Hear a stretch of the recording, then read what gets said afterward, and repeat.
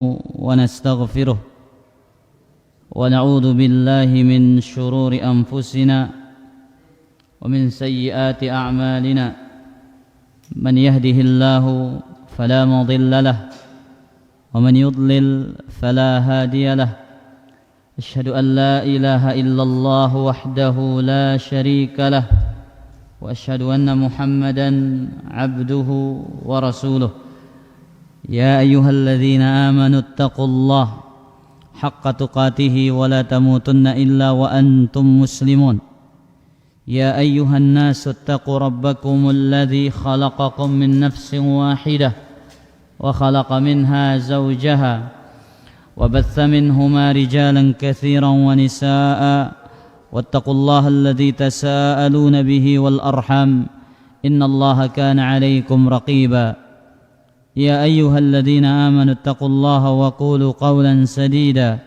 يصلح لكم أعمالكم ويغفر لكم ذنوبكم ومن يطع الله ورسوله فقد فاز فوزا عظيما أما بعد فإن أصدق الحديث كتاب الله وخير الهدى هدى المصطفى صلى الله عليه وسلم وشر الأمور محدثاتها وكل محدثة بدعة وكل بدعة ضلالة وكل ضلالة في النار. Jamaah kaum muslimin wal muslimat rahimani wa rahimakumullah. Alhamdulillah membuka majelis ilmu pada kesempatan malam niki.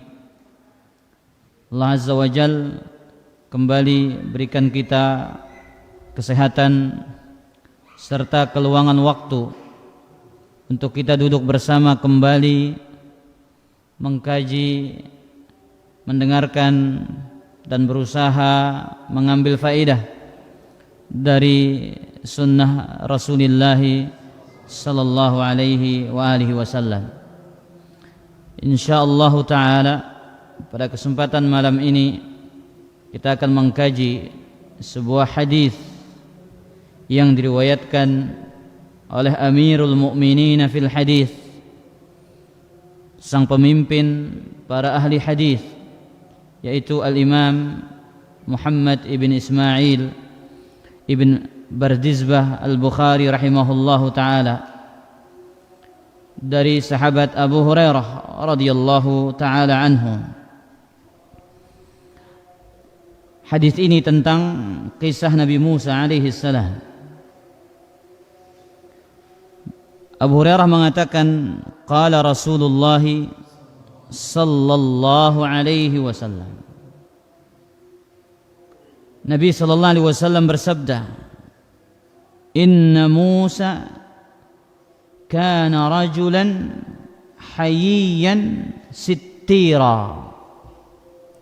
Sesungguhnya Nabi Musa alaihi salam adalah sosok yang sangat pemalu dan sangat menutup dirinya. Nabi Musa alaihi salam satu-satunya nabi yang paling banyak disebutkan di dalam Al-Quran. Syekh Muhammad Fuad ibn Abdul Baqi telah meneliti berapa kali disebutkannya Nabi Musa dalam Al-Quran. Disebutkan berapa kali? 136 kali. Nabi yang paling banyak Allah ulang-ulang namanya di dalam Al-Quran, di dalam Kitabullah. Tentu pengulangan tersebut, diulang-ulangnya nama Nabi Musa alaihi salam, ada hikmah, ada pelajaran yang terkandung di dalamnya. Para ulama menjelaskan, berusaha mencari apa hikmah. Kenapa gerangan Nabi Musa diistimewakan penyebutannya berulang-ulang kali di dalam Al-Quran? Tidak lain tujuannya adalah, kata para ulama, untuk menghibur baginda Nabi besar Muhammad sallallahu alaihi wa alihi wasallam. Karena Nabi Musa alaihi salam nabi yang begitu banyak warna-warni ujiannya. Makanya kata Nabi alaihi salatu wassalam, da'na mink. Ya, ketika datang kepada beliau, ya, dua orang yang menginginkan apa? Bagiannya dari harta rampasan perang. Akhirnya nyenye, berbahasa antena, seolah-olah tidak menerima keputusan yang disampaikan oleh Nabi alaihi salatu wassalam. Kemudian Nabi marah, mengatakan da'na mink. Faqad udhiya Musa akthar min dzalika fasabara. Sesungguhnya Nabi Musa begitu seringkali disakiti, diganggu, diuji, dicoba oleh kaumnya. Namun dia selalu bersabar. Maka Allah mengulang kisah Nabi Musa berulang kali dalam Al-Quran sebagai hiburan untuk baginda Nabi besar Muhammad sallallahu alaihi wasallam. Makanya katakan dalam Al-Quran, fasbir kama sabara ulul azmi minar rusul. Wahai Muhammad, teguhkanlah kesabaranmu sebagaimana kesabaran para ulul azmi, para rasul, para nabi yang memiliki keteguhan hati. Nah, terketahuan dan engkau ini disebut ulul azmi minar rasul, nabi yang keteguhan hatinya luar biasa, kesabarannya luar biasa, sehingga dia dinamakan ulul azmi minar rasul. Pira lu ya? 5.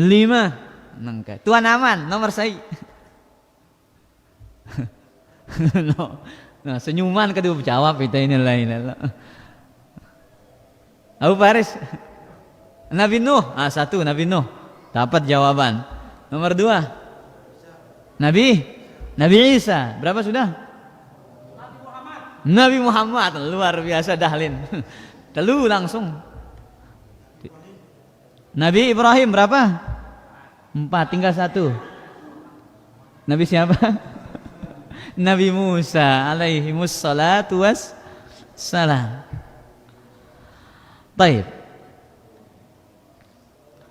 Kemudian para jamaah yang dimuliakan oleh Allah Azza wa Jalla, di antara keistimewaan Nabi Musa alaihi salam ini, setelah seringkali disebut namanya, beliau ini sosok seorang nabi, ya, yang sebagian para ulama mengatakan di antara orang yang tidak diwafatkan ketika ditiupkannya sangkakala yang pertama.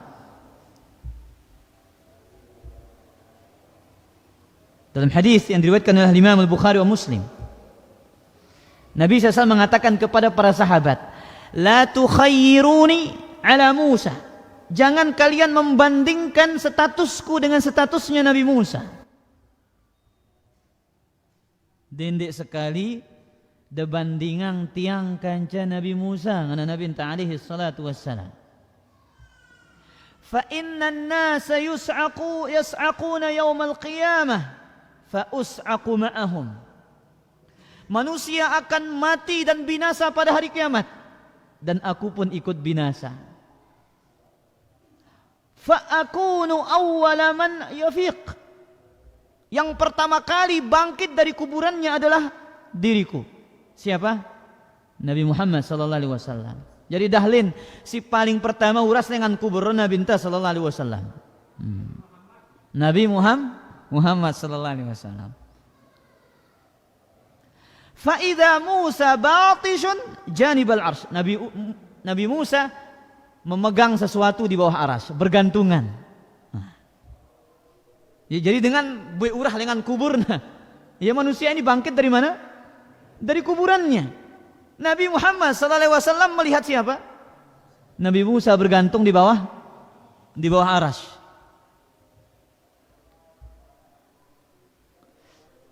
Akana fi man sa'iqa fa'afaqa qabli am kana mimman istathna Allah.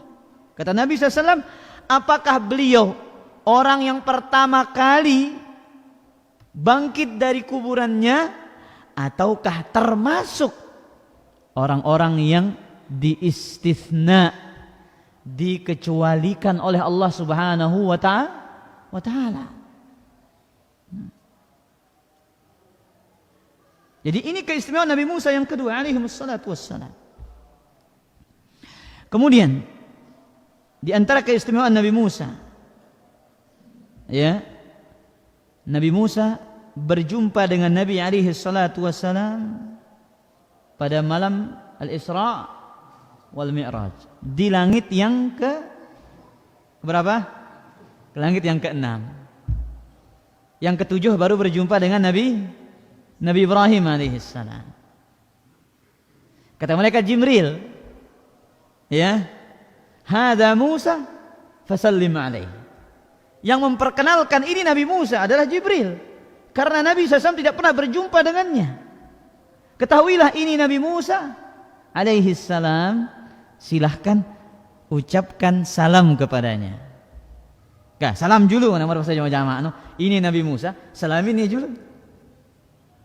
Apa kata Nabi Musa? Marhaban bin Nabi salih wal akhis salih. Selamat datang kepada seorang Nabi yang salih dan kepada seorang saudara yang salih. Falamma tajawaztu baka, ketika aku melewati Nabi Musa, beliau menangis. Nangis Nabi Musa. Sawahna teliwatin isi Nabi Muhammad sallallahu alaihi wasallam. Coba kira-kira kumbe nampu nangis Nabi Musa dulu dalin. Wah, salamin si Nabi. Ya, sepatah kata, dua patah kata, Nabi pergi. Pindah ke langit ke berapa? Ke pitu, sukanya wah kan bro, aduh.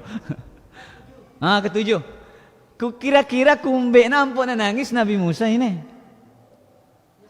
Oh iya senang. Luar biasa dahlin. Ya senang. Qila lahu, ditanyakan kepadanya, wa ma yubkika, wahai Nabi Musa, apa gerangan yang menjadikan dirimu menangis? Abki li anna gulaman bu'itha ba'di yadkhulul jannata min ummatihi akthar mimman yadkhuluha min ummati. Aku sedih, kata Nabi Musa. Dia kena senang.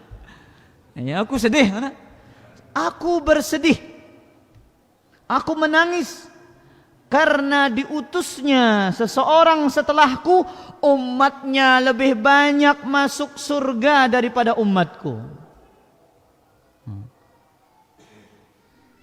Jadi Nabi Musa itu bersedih. Kenapa ikhwatal iman? Karena umatnya lebih sedikit yang masuk surga daripada status umatnya Nabi Muhammad SAW. Makanya Nabi kita SAW itu dipilihkan berapa yang masuk surga, ya, antara setengahnya atau syafaat. Allah milih nang Nabi alaihi salatu wasallam Muhammad, pilihan setengah umat datang masuk surga atau syafaat dekadu. Apa pilihan si Nabi? Syafaat. Waqtartu syafa'ah. Aku memilih syafaat. Kenapa? Itu lebih banyak menyelamatkan umat Nabi Muhammad sallallahu alaihi wasallam.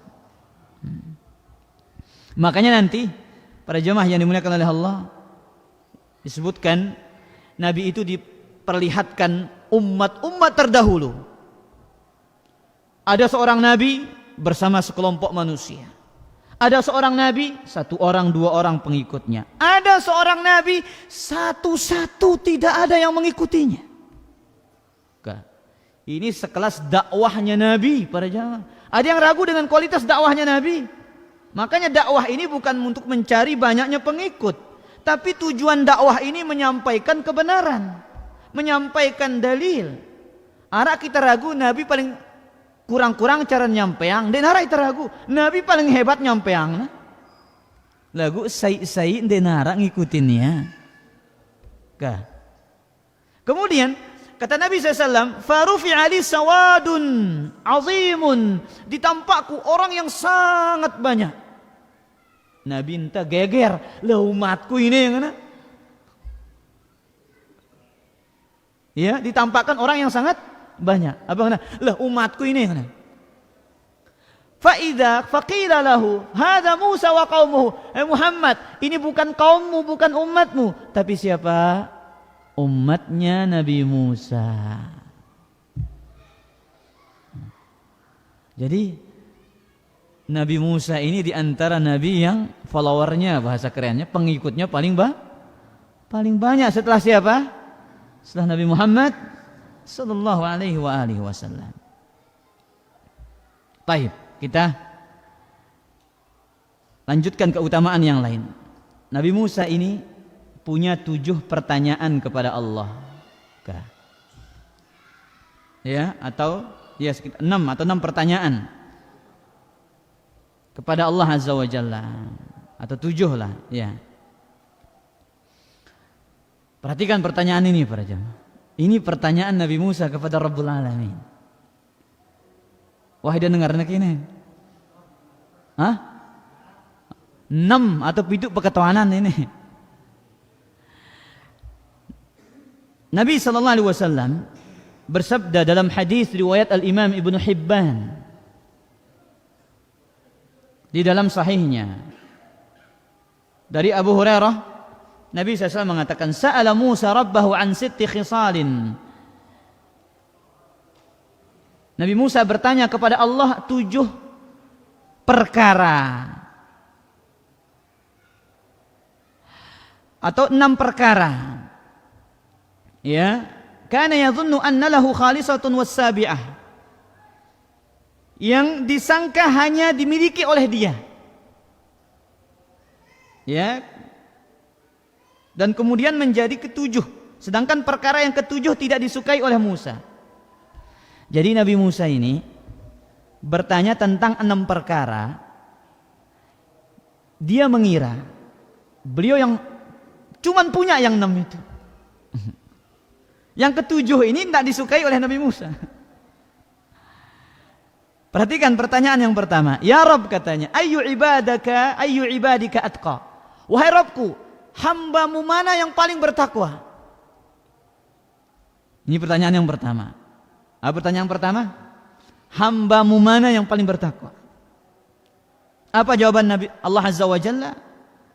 Alladzi yadhkur wa la yansa, yang selalu berzikir kepadaku, yang selalu mengingatku dan tidak pernah melupakanku. Ini hamba yang paling apa? Bertakwa. Selalu ingat. Lamun ta ingat pacu ngaji, pacu salat, pacu ibadah, lamun ta ingat Allah. Ya, lamun dia ta ingat Allah ba, dia ta pacu salat, dia ta pacu ngaji, dia ta pacu gawe ibadah. Ini nampuk nang anu? Jawaban Allah itu ringkas padat jelas. Sip, ingat aku dan lupa. Pertanyaan yang kedua, fa ayyu ibadika ahda?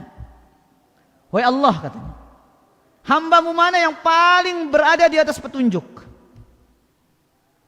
Hambamu yang mana yang paling mendapatkan hidayah? Apa jawaban Allah Azza wa Jalla? Alladzi tattabi'ul huda, yang mengikuti petunjukku.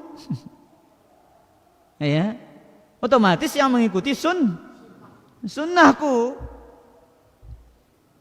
Qala fa ayyu ibadika ahkam? Pertanyaan yang keberapa? Ketiga. Hambamu mana yang paling adil? Apa jawaban Allah? Qala alladzi yahkumu bainan nas ma yahkumu li nafsihi. Orang yang memberikan keputusan yang membuat manusia puas, bukan memberikan keputusan untuk dirinya sendiri. Jadi kalau dia berikan keputusan ini pas, ini pas, ini puas, ini puas. Makanya lihat para jamaah, ada orang yang cerdas, saya ingat kaitannya dengan ini. Ada tokoh Quraisy sangat cerdas. Namanya Abul Hakam. Siapa Abul Hakam? Hah? Mending, ya. Siapa nama Abul Hakam? Abu Jahal. Namanya Amr ibn Hisham. Dia digelari Abul Hakam saking cerdasnya. Kalau datang orang yang meminta keputusan, ini puas, pasti ini puas. Tapi digelari Abu Jahal karena menolak apa? Menolak kebenaran. Bapak kebodohan jadinya. Padahal dia cerdas. Jadi orang yang mampu memberikan ini adalah orang yang paling adil, kata Allah Azza wa Jalla. Pertanyaan berapa? Keempat. Dengar perkataan si empat ini para jamaah. Selapu teh pantok nah ini. Selapu teh kena ini. Perhatikan. Qala fa ayyu ibadika a'lam? Hambamu mana yang paling berilmu? Lihat jawaban ini. Qala alimun la yashba' minal ilm. Orang yang tidak pernah puas dari belajar ilmu.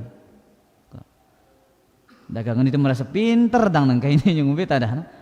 Ya, kalau kita merasa pinter, merasa hebat, ya sudah. Jangan pernah berharap dikatakan sebagai orang berilmu. Yajma'u ilman nasi ila ilmihi. Dia menyatukan ilmu manusia dengan ilmunya.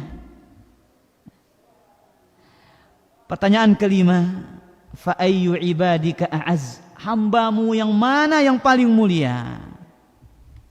Dan ini yang paling berat. Kalau mentabawi si ita hamba paling mulia wah ini. Mana dia? Alladzi idza qadira afa. Dia mampu membalas, namun dia lebih memilih untuk memaafkan. Mampu berbalas, lagu umbe. Dia memilih untuk apa? Memaafkan. Ini hamba yang paling mulia.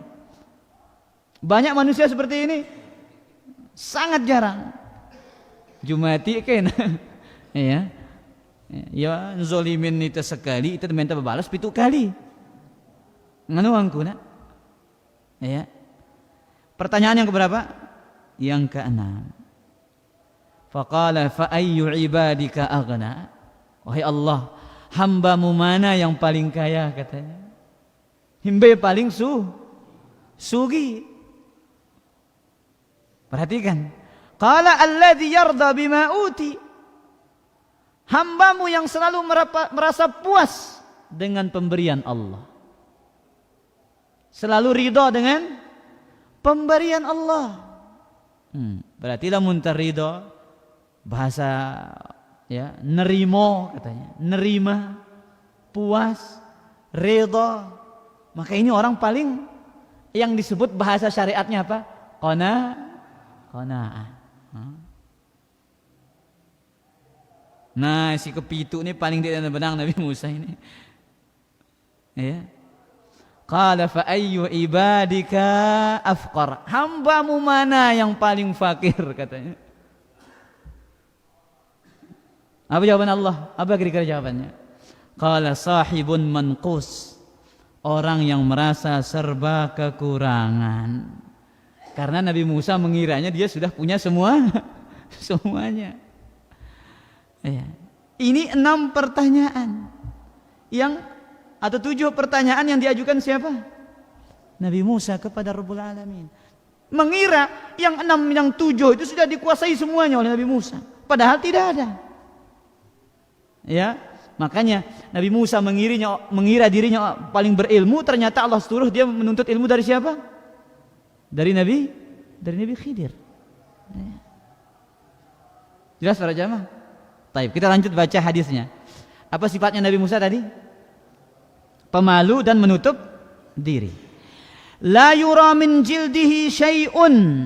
Tidak terlihat dari warna kulitnya sedikit pun. Istihya'an minhu. Saking malunya kepada Allah Azza wa Jalla. Fa'adhahu man adhahu min Bani Israel. Nabi Musa selalu diganggu dan disakiti oleh Bani Israel. Lihat. Jadi ini sunnatullah para jamaah. tatkala kita melaksanakan petunjuk Allah ini, pasti ada gangguan, pasti ada cobaan, cibiran, cemoohan, celaan. Itu makanan sarapan paginya para nabi. Sarapan paginya para rasul alaihi wassalatu wassalam. Mereka selalu dicela, mereka selalu dicemooh, diberikan gelar-gelar yang tidak baik.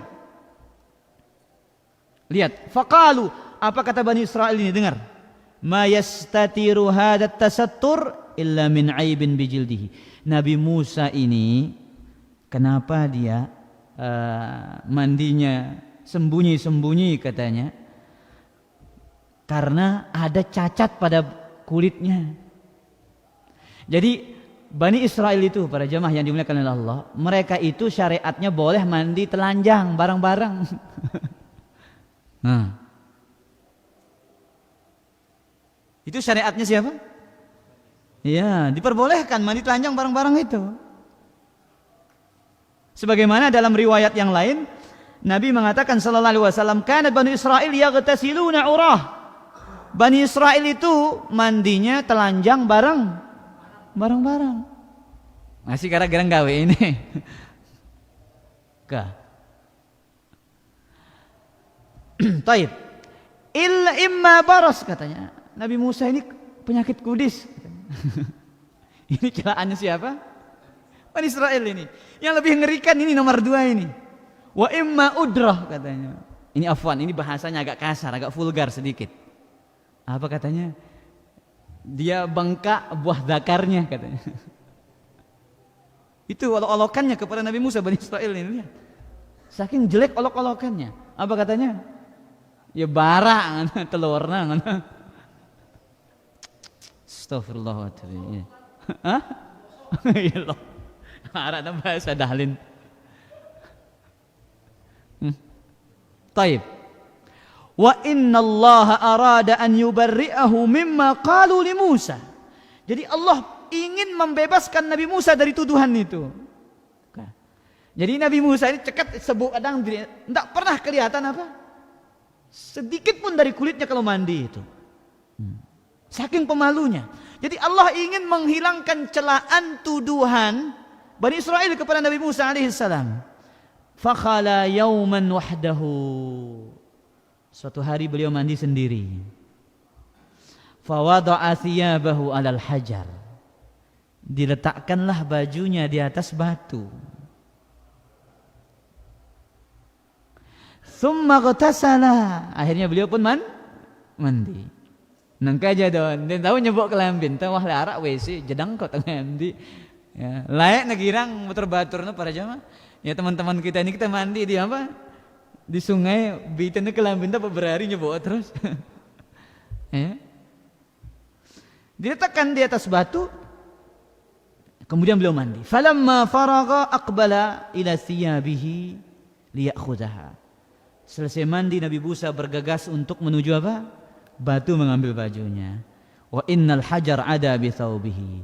Ternyata batu itu berlari bawa pakaiannya Nabi Musa atas perintah Allah, atas izin Allah Azza wa Jalla. Apa tujuannya para jamaah? Biar Nabi Musa ngejar kelihatanlah tubuhnya dan hilanglah celaan-celaan Bani Israel. Nabi Musa ambil tongkatnya, fa akhadha Musa 'asah. Fara'auhu uryanan ahsana ma khalaqallah. Orang-orang semua melihat Nabi Musa itu telanjang dan tidak ada yang paling sempurna fisiknya di masa itu kecuali Nabi Musa. Sepi mit-mit para jamaah. Ada bahasa Anda. Tidak ada yang berkomentar sedikit pun. Wa abra'ahu mimma yaqulun. Allah telah bebaskan Nabi Musa dari tuduhan-tuduhan buruk dan tuduhan-tuduhan dusta Bani Israel. Wa qamal hajaru. Barulah dia berhenti lagi. Nah, setelah orang-orang ngelihat memondok batu, no? Ya. Akhirnya saking marahnya Nabi Musa, fa akhadha thawbahu falabisahu wa tafiqa bil hajari darban bi'asa. Nabi Musa segera pakai bajunya, langsung dipukul batu itu. Fa wallah Inna bil hajari lanadaban min athari darbihi. Saking kerasnya pukulan Nabi Musa itu, batu itu berbekas. Ya. Salatan au arba'an au khamsan, sampai bekasnya 3, 4, sekitar 5. Makanya turunlah ayat ya tentang kisahnya Nabi Musa ini dalam surat Al-Ahzab ayat ke-69. Apa kata Allah Azza wa Jalla? Ya ayyuhalladzina amanu la takunu kalladzina adaw Musa. Wahai orang-orang yang beriman, jangan seperti Bani Israel yang telah menyakiti Nabi Musa alaihi salam. Sebagaimana juga yang dirasakan oleh Nabi Muhammad sallallahu alaihi wasallam, disakiti, dicela, dicaci. Sahir, tukang sihir katanya kepada Nabi Muhammad sallallahu alaihi wasallam. Syair, penyair. Majnun, orang gila. Lihat para jamaah. Sebelum Nabi Muhammad mengatakan qulu la ilaha illallah, ucapkan la ilaha illallah, mereka sangat mengacungi jempol terhadap keluhuran, keindahan dari akhlak Rasul sallallahu alaihi wasallam. Sampai-sampai orang-orang Quraisy ini mengatakan, ma jarrabna alaika kadziban. Satu kali kami enggak pernah dapetin kamu berbohong wahai Muhammad. Bu sekali ini tuhan dati dan dalkak mana? Marah-marah, qulu la ilaha illallah, ucapan la ilaha illallah apa ngana? Pendusta. Sahir, kahin, tukang tenung, tukang ramal, majnun, macam. Ini sunnatullah. Sesuatu yang tidak bisa dihindari oleh orang-orang yang menyeru kepada kebenaran. Ya, lamun adem-adem dakwahnya berarti biar perlu tanda tanya. Baik, kita lanjut. Para jemaah yang dimuliakan oleh Allah Azza wa Jalla, ada beberapa ibar wa fawaid dari kisah ini. Yang pertama, kana yajuzu lirijali Bani Israel an yaghtasilul urah. Di antara syariat Nabi Musa, Bani Israel, mereka boleh mandi telanjang. Makanya cuma Nabi Musa dulu yang tidak mau mandi telanjang, saking pemalunya. Wa hadza mimma nusikha fi syariatina, dan ini yang dihapus dalam syariat kita, wa haruma alaina, dan diharamkan. Nah, haram mandi barang lamun itu aja para jamaah, ndak coba-coba. Ya, di telaga mandi berjamaah. Ndik ke salat berjamaah, mandi berjamaah. Ya. Ini tidak boleh. Laki-laki memandang kepada aurat laki-laki hukumnya haram. Wanita memandang kepada auratnya wanita haram. Bukan hanya laki-laki kepada wanita atau wanita kepada laki-laki. Mama pada mama saling kita aurat haram. Nina kanca nina saling kita aurat juga apa? Haram. Sebagaimana dalam hadis Abu Sa'id Al-Khudri, Nabi alaihi salatu wassalam bersabda, la yanzurur rajulu ila auratir rajuli. Janganlah lelaki memandang kepada auratnya laki-laki. Nul wah kayak mandi bareng-bareng lah masih bajang. Oh itu kerang no. Wah, ini harus ditinggalkan para jamaah. Maka kalau ini tradisi, Islam itu datang memperbaiki tradisi kita yang salah. Kebiasaan yang salah itu berusaha diluruskan oleh agama Islam ini. Enggak semua diobrak-abrik sama Islam ini, enggak. Mana yang berseberangan dengan syariat Allah, itu yang berusaha diluruskan, dirapikan. Makanya Islam ini datang kadang merapikan, kadang merubah total, kadang juga menghapus. Seperti ini, syariat sebelumnya boleh mandi bareng-bareng telanjang, tapi syariat kita diharamkan. Walal mar'atu ila aulil mar'ah, tidak boleh wanita memandang kepada aurat wanita. Batasan aurat laki-laki jelas. asfalus surrah wa fawqar rukbatain. Bawah pusar sampai atasnya lutut. Itu aurah. Ya. Bagi kaum laki-laki. Kalau wanita, ya, al-mar'atu aurah illa al-wajh wal kaffan. Wanita itu aurat kecuali wajah dan telapak tangan. Kalau sesama wanita, mawadi'uz zinah. Paham para jemaah? Kalau wanita sesama wanita, auratnya apa? Yang boleh dilihat tempat-tempat perhiasan. Selebihnya itu nggak boleh saling pandang dan lihat. Baik. Kemudian faedah yang kedua. Azuma haya'i Musa wa min haya'ihi sitru auratahu. Agungnya rasa malu yang dimiliki oleh Nabi Musa. Dan di antara bentuk rasa malu itu senantiasa menutup aurat, terutama ibu-ibu ini. Wanita itu Allah letakkan fitrah mereka apa? Sebagai sosok yang pemalu. Wanita yang pemalu adalah wanita yang menjaga auratnya, menjaga hijabnya secara sempurna. Dulu di zaman adanya perbudakan, di zaman Umar itu dipukul wanita yang pakai jilbab itu kalau dia budak. Makanya kalau ada yang bertanya, apakah sah sholatnya wanita yang tidak berjilbab? Sah kalau dia budak. Jadi dibahas oleh para ulama. Dibahas oleh para ulama. Makanya Umar radhiyallahu anhu pernah memukul apa? Ingin memukul seorang wanita budak karena dia pakai jil. Apa katanya? Atusyabbihina bil harair?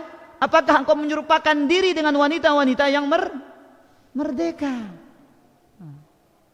Karena hijab yang sempurna itu adalah ciri khasnya wanita merdeka. Nah, sekarang Allah berikan kita kemerdekaan, namun kita yang menanggalkan hijab kita sendiri. Ingin menyerupakan diri dengan apa? Dengan budak. Nasallallahu alaihi wasallam. Dan sifat pemalu ini sifat yang terpuji para jamaah. Lamun pengilan semeton jarin tadendek salahangnya, pengilan mek santer bante tetundi. Enggak salahangnya arurang pengilan. Bagaimana yang pernah kita sampaikan di Masjid Montor Sugi ya, ada dua orang saudara, satunya mencela saudaranya gara-gara terlalu pemalu. Apa kata Nabi? Da'hu fa innal haya'a minal iman. Arurang pengilan sama tonda karena sifat malu itu bagian dari apa? Bagian dari iman. Kenapa sahabat ini menegur saudaranya yang terlalu pemalu? Karena merasa dirugikan. Jadi Pak Guru, Pak Mantap, dia ngumbe-ngumbe pengilan anak kita bagus, apalagi nina. Lamun liar ini si baya ini. Ya, lamun liar baya. Lamun pengilan alhamdulillah. Karena itu sifat yang dicintai oleh Allah, sifatnya para malaikat. Jadi kita kadang risih kita lihat anak kita itu malu. Santer jamaah same lah baku ngajaran tan santer pengilan salahangna anakna. Padahal itu sifat yang terpuji. Baik. Kemudian faedah yang ketiga. Lam yanju min adhiyatil juhadir rusul wal anbiya fadlan 'anis salihin wa 'alal mar'i an yuwajihal adha bis sabri. Tidak akan ada yang selamat dari gangguan orang jahil, terutama para nabi dan para rasul, dan yang mengikuti jejak mereka dari orang-orang saleh.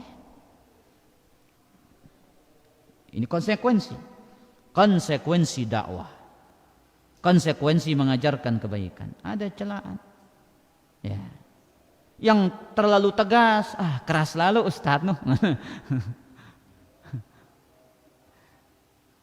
Kemudian ya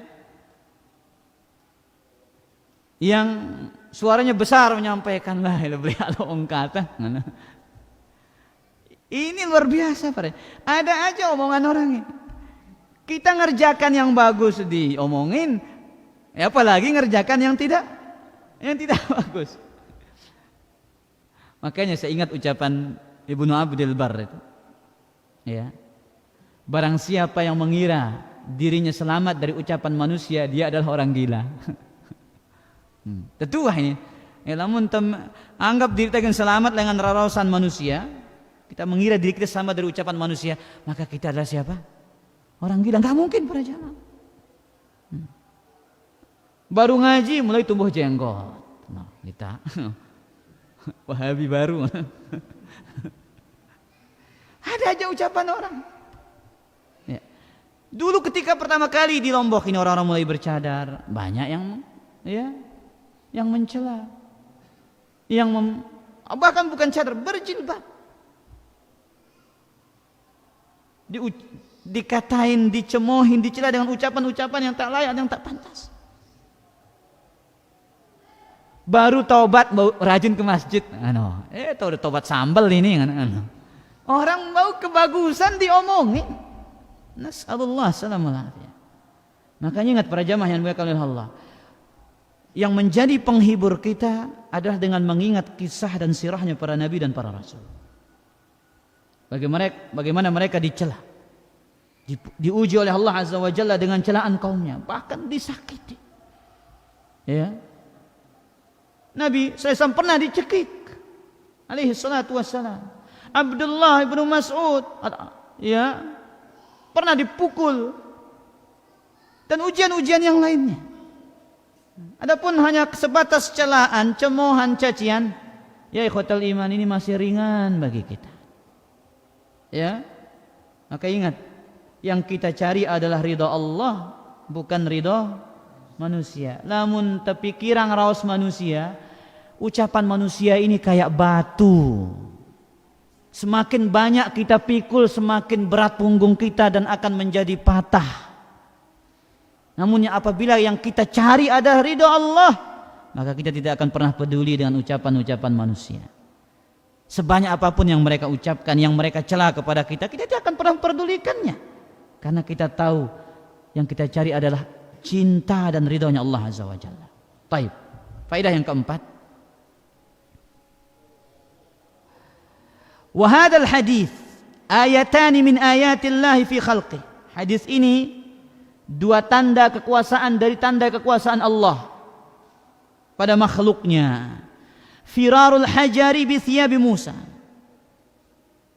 Yang pertama adalah lari bisa, batu bisa berlari.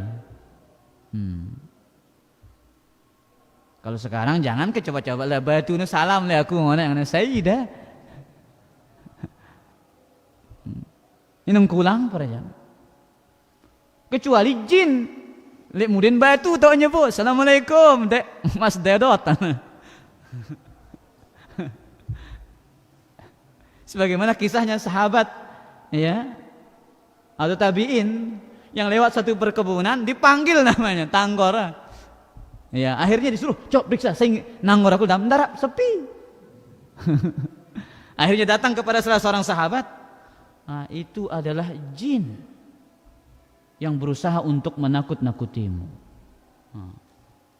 Jadi jin nanggor itu, lamun jin jebol na batu jadi ini, wah para jamaah. Nabi lebih kekhususan ini. Nabi sallallahu alaihi wasallam pernah diucapkan ketika beliau diutus menjadi seorang nabi pada umur 40 tahun, batu yang mengucapkan salam di kota Makkah. Padahal tidak ada apa? Tidak ada lisannya, tidak ada kedua bibirnya, tidak ada matanya. Namun batu itu Allah jadikan yantiq, dia mampu berbicara. Allah Maha mampu atas segala sesuatu, tapi itu mukjizat yang diberikan kepada para nabi dan para rasul, bukan diberikan kepada manusia-manusia. Wali ya wali punya karamah bahasa kita. Apa di karamah? Keramat. Banyak sahabat itu punya keramat. Di antaranya Umar, suara tentaranya yang di Syam bisa didengar di kota Madinah. Itu keramatnya, karamahnya. Tapi dengan izin apa? Izin Allah Azza wa Jalla.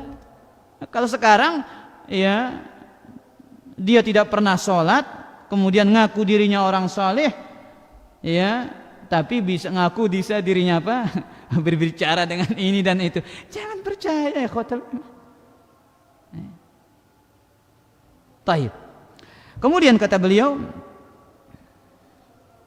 wa ta'thirul 'asa fil hajari 'indama darbuhu Musa biha.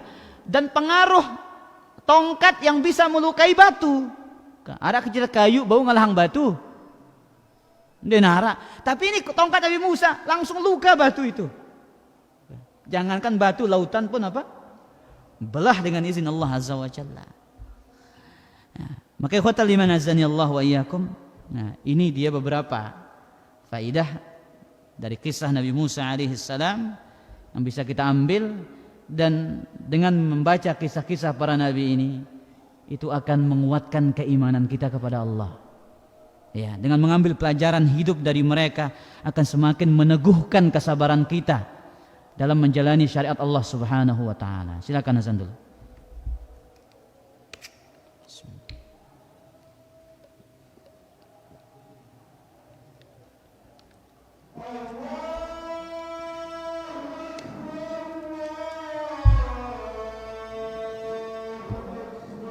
Allahu Akbar, Allah.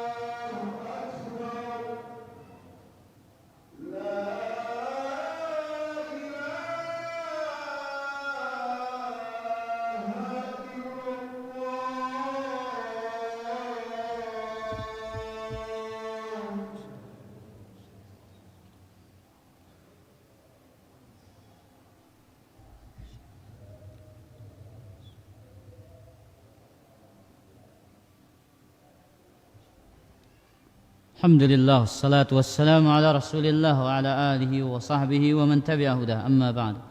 Silakan Bu Faruk.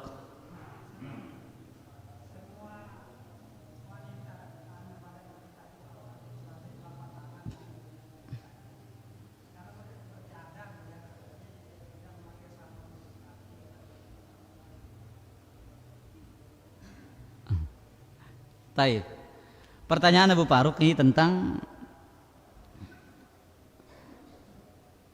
telapak kaki wanita, apakah aurat atau tidak? Itu taib. Para jemaah yang dimuliakan oleh Allah Azza wa Jalla, ada khilaf di kalangan para ulama tentang Apakah telapak kaki wanita itu aurat atau tidak? Mazhab Hanafiyah menganggap itu bukan aurat. Itu poin pertama. Namun kalau kita membaca dan meneliti dalil-dalil secara lebih dekat, kita akan mendapati pendapat yang lebih dekat kepada dalil, dan wajib kita ikuti pendapat yang lebih dekat kepada dalil. Telapak kaki wanita itu adalah aurat. Sebagaimana dalil hadis riwayat Imam Ahmad, Ummu Salamah ya, ketika mendengar hadis man jarra thawbahu khuyala, barang siapa yang menjulurkan pakaiannya di bawah mata kaki, ya, maka dia tidak akan mencium baunya surga. Kemudian apa kata Ummu Salamah? Bagaimana dengan wanita yang menjulurkan pakaian mereka? Apa kata Nabi? Jurrihi shibran, panjangkan lagi satu jengkal. Apa kata Ummu Salamah? Idzan tangkashifu aqdamuhunna. Kalau begitu kelihatan dong kedua telapak kakinya. Masih penggitan. Kedua nainta wa Rasulullah katanya. Idzan jurrihi dhira'an, panjangkan lagi berapa? 1 hasta. Menunjukkan bahwasanya dalil ini menunjukkan, kata Imam Albani, hadis ini menunjukkan kedua telapak kaki wanita itu adalah aurat. Makanya salah wanita bercadar namun kakinya tidak pakai kaos kaki. Nah, ini kesalahan para wanita dalam bercadar. Wallahu taala ala wa alam. Dahlin. Nah.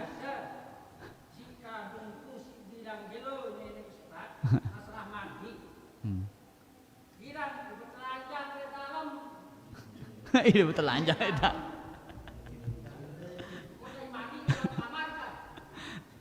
Jadi pertanyaan begini Ustaz, kanggo ke telanjang mandi.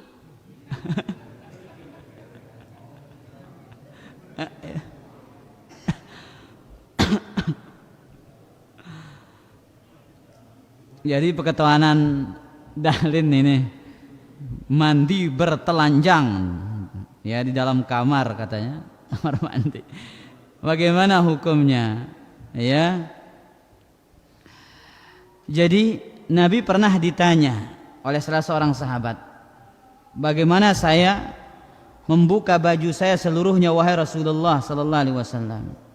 Apa kata Nabi? Fallahu ahaqqu an yustahya minhu.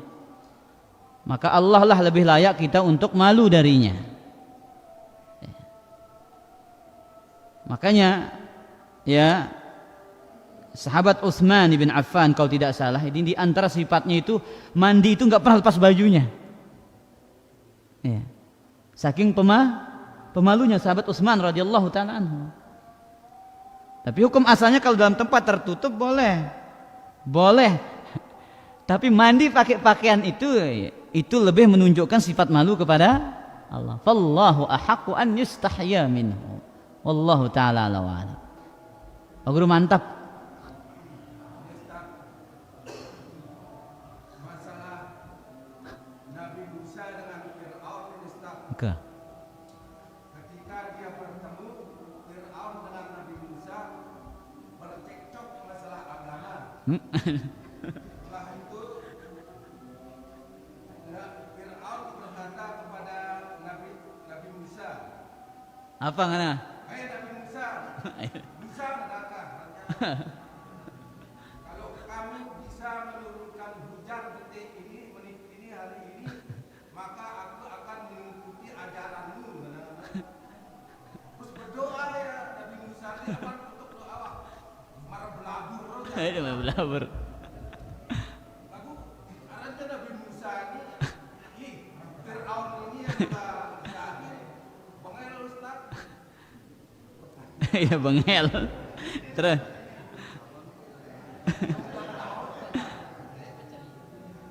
Terus.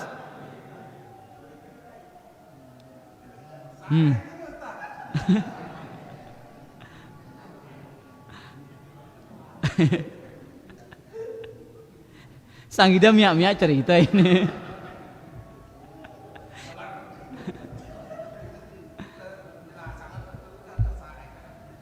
Wallahu alam. Ya. Wallahu a'lam. Saya tidak tahu cerita. Namun versi Pak Guru tidak tahu cerita. Nah ini. Kedua. Ketika Nabi Muhammad Sallallahu Alaihi Wasallam pergi berdagang, lalu ditemukan oleh orang Badui. Terus ketika Nabi Muhammad ini istirahat, orang Badui ini akan membunuhnya. Nah, sekarang kita ketemu, dia bilang, saya akan membunuhmu. Siapa akan membelamu? Allah. Siapa membelamu? Allah. Setelah itu dia mau bunuh, terus jatuh orang ini, Ustaz. Pertanyaan. Yo sahih gati cerita ini aja. Sahih. Jelas. Nah, itulah mukjizatnya Nabi Muhammad SAW. Ya, ndak kecoba-coba itu nengka. Ya, ndak kecoba-coba. Itu mukjizatnya Nabi SAW. Ketika mengatakan siapa yang menghalangi antara diriku dan dirimu? Allah. Seketika lelaki itu tidak bisa bergerak. Kenapa ikhwatal iman? Karena pertolongan Allah kepada Rasulnya. Allah tidak akan mewafatkan Rasulnya sampai Nabi Muhammad SAW menyempurnakan agama Islam. Tapi ada doa, kisah disebutkan oleh para ulama salaf dulu, ya, dia dibegal oleh sekelompok begal. Kemudian apa doa yang dibaca? Allahumma kfinihim bima syi'ta. Allahumma kfinihim bima syi'ta. Wahai Allah, cukupkanlah aku dari mereka dengan kehendak-Mu. Padahal sudah di pedangnya, senjatanya sudah dihunus. Mendengar dia membaca doa itu, dia tidak bisa bergerak seketika. Nah, Allah Ta'ala ala wa'ala. Sekarang saya dulu. Kita baca Ustaz, kamu narangkan kita. Kah. Allahumma inna nas'aluka fi nuhurihim Ilallah. na'udzubika min sururihim. Ulang dia man pas masih. Allahumma inna nas'aluka fi Nuhurihim. Nuhu. na'udzubika min sururihim. Ya wah kah. Oke nyembir sekeji ya wah. Allahumma inna naj'aluka fi nuhurihim wa na'udzubika min syururihim. Ini doa yang dibaca tatkala kita menakuti sekelompok manusia. Untuk takut-takut dengan baca yang ini. Ya Allah, kami menjadikan Engkau pada leher mereka dan kami memohon perlindungan dari keburukan mereka. Ini doa permohonan penjagaan dari sisi Allah Subhanahu wa taala agar Allah menjaga kita dari keburukan dan kejahatan manusia yang jahat. Jelas Pak Guru? Allah syukran. Jazakumullahu khairan. Ada halin. Nah. Era si paling duluna mereka Ustaz dulu, dia paling duluna Nabi kita umrah ke dalam kubur. Kah. Nah setelah terus kita. Terus kita kah. Jadi selama mereka ini umatnya Nabi Muhammad ini mau apa namanya?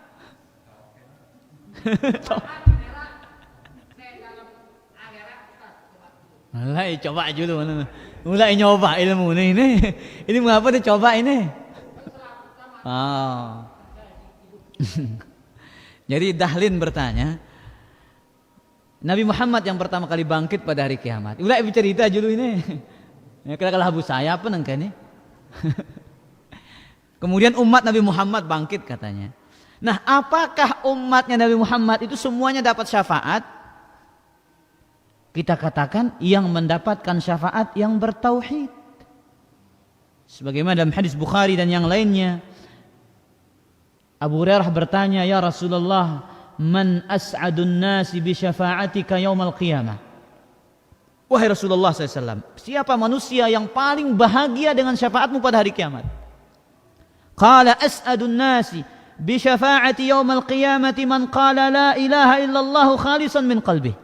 Orang yang paling bahagia dengan syafaatku, kata Nabi alaihi salatu wassalam, adalah mereka yang mengucapkan la ilaha illallah dengan penuh ketulusan dari dalam hatinya, yang bertauhid. Kalau yang mengerjakan syirik jangan harap dapat syafaat. Ya.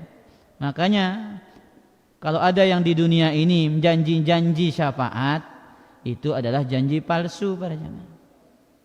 Cuman syafaat itu milik siapa? Milik Allah Azza wa Jalla, dan yang diizinkan memberi syafaat dan bagi siapa yang diridhoi untuk diberikan syafaat. Itu syarat disebutkan oleh para ulama. Wallahu taala a'lam wa a'lam. Bu Faris.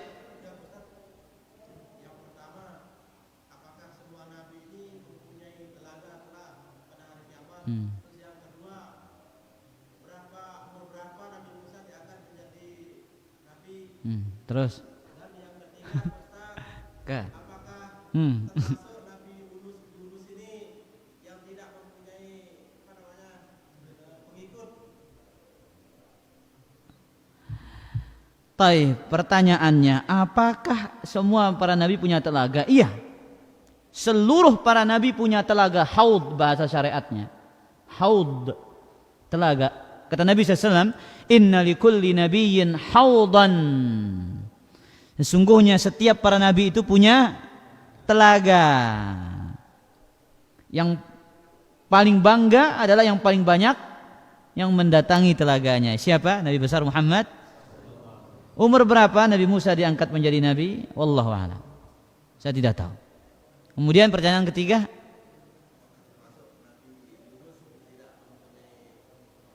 pengikut, apakah Nabi Yunus ya termasuk yang tidak memiliki pengikut?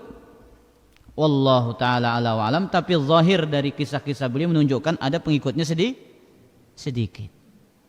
Jelas Bu Faris? Wallahu taala ala wa alam. Abu Hirsi.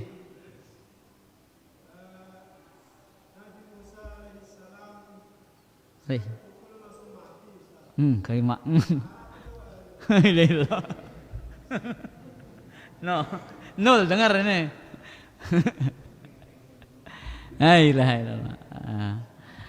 Apakah ada doa agar bisa kita mukul orang satu kali langsung mati katanya? Seperti kerasnya pukulan siapa? Nabi Musa. Itu kekuatan khusus yang Allah berikan kepada Nabi Musa. Tidak ada jampi-jampi khusus. Ya, tidak ada zikir-zikir khususnya. Malaikat maut saja datang berwujud manusia, ditempeleng langsung buta.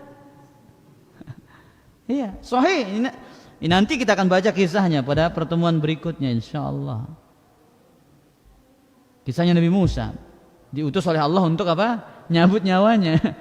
Ditempeleng langsung buta para jemaah. Kembali malaikat mengadu kepada Allah. Apa kata malaikat ini? Sesungguhnya engkau utus aku kepada hamba yang tidak mau mati katanya. Jadi dia ada doa wirsi.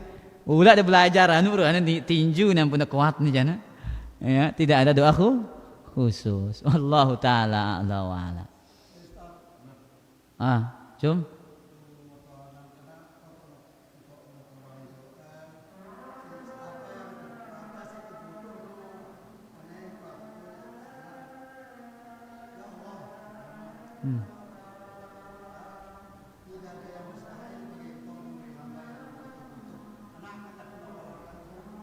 Ulang. Tidak ada yang mustahil.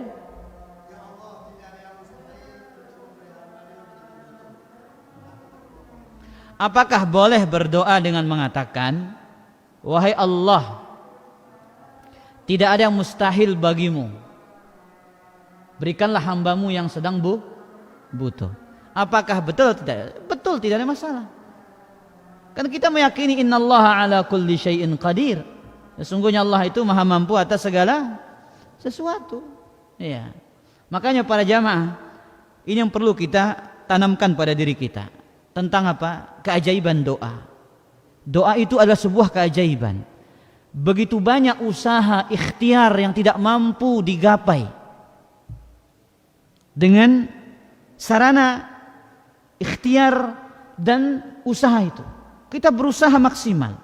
Kita totalitas dalam ikhtiar. Namun belum tentu totalitas kita, ikhtiar kita bisa menggapai hasil yang kita inginkan. Namun terkadang usaha yang kurang maksimal, tapi doa yang begitu kencang untuk disenandungkan, itu bisa mengetuk pintu langit dan menghasilkan hasil yang sangat kita idam-idamkan. Dan berapa banyak itu para jamaah.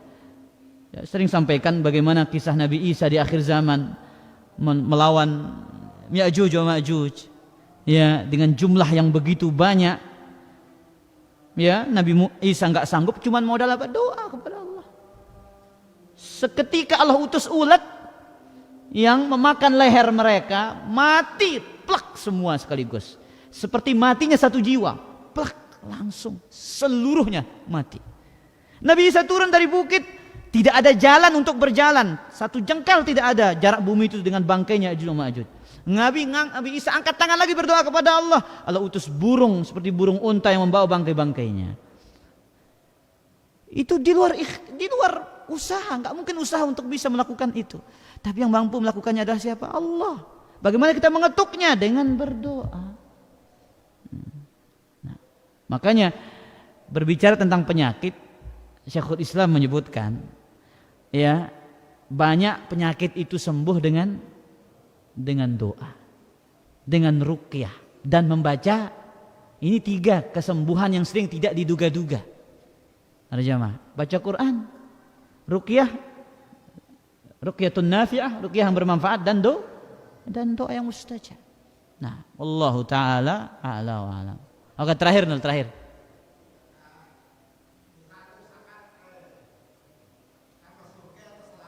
Misal kini. Ini kan misal, mudah-mudahan tetama surga. Terus.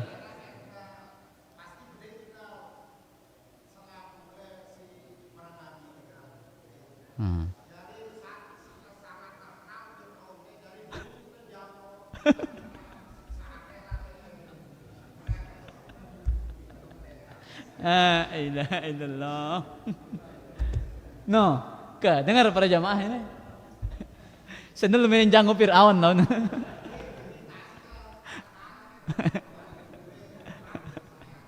La ilaha illallah. Jadi pertanyaan Senul, apakah kita punya kesempatan untuk melihat Fir'aun ini? Katanya meskipun kita masuk surga. Iya deh. Nah, dia tak payah mikir yang Fir'aun lawan dia. Ya. Makanya apa kesibukan penghuni surga Nul? Ya, inna ashabal jannatil yawma fi syughulin fakihun. Sesungguhnya penghuni surga itu sangat sibuk. Apa kata para ahli tafsir? Apa kesibukan penghuni surga? Mohon maaf ini para jamaah. Yang muda-muda tutup telinga. Niman merahit tutup telinga.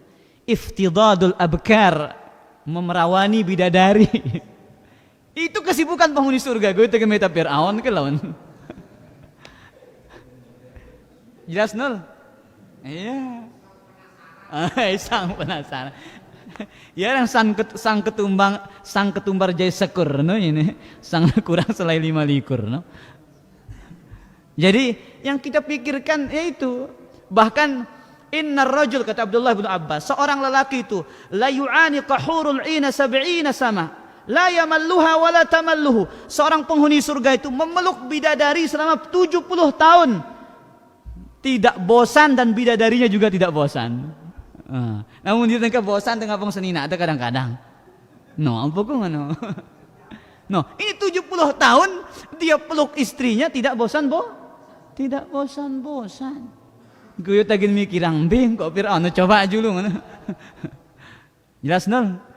Nah, wallahu taala ala wa alam. Demikian kajian kita. Subhanakallah bihamdika asyhadu an la ilaha illa anta astaghfiruka wa atubu ilaik. Kurang lebihnya mohon maaf. Wassalamualaikum warahmatullahi wabarakatuh.